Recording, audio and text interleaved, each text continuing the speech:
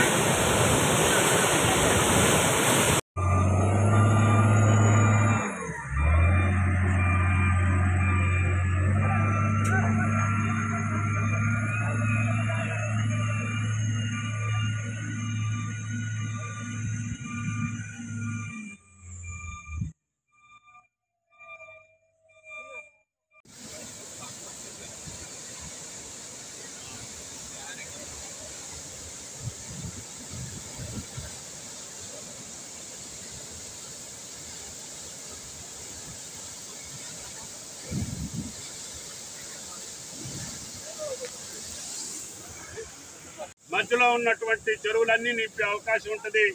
కాబట్టి ఎట్టి పరిస్థితుల్లో ఈ సంవత్సరమే గోదావరి నీళ్లు ఖమ్మం భూభాగాన్ని తాకాలని, ఆ పుడిమ తల్లి పులకరించాలని, నా జీవిత కోరిక తీరాలని చెప్పి ముఖ్యమంత్రి గారు భద్రాచలం వచ్చినప్పుడు నేను ఆయన గారిని అడిగాను. కొన్ని డబ్బులు ఇస్తే ఆ కొద్ది డబ్బులతోటే ఈ 3 పంప్ హౌస్లు పూర్తి చేసి తప్పకుండా ఈ సంవత్సరమే నీళ్లు ఇచ్చే అవకాశం ఉందంటే పెద్ద మనసుతోటి ఆయన గారు అంగీకరించారు. దాని ఫలితంగా ఎలక్ట్రిసిటీ బోర్డుకి కట్టాల్సినటువంటి నిధులతోటి పాటు మిగిలినటువంటి పెండింగ్ వర్క్స్ అన్నిటికీ కూడా నిధులు శాంక్షన్ చేశారు. ప్రియమైనటువంటి అడ్వైజర్ పెంటారెడ్డి గారు, సిఈ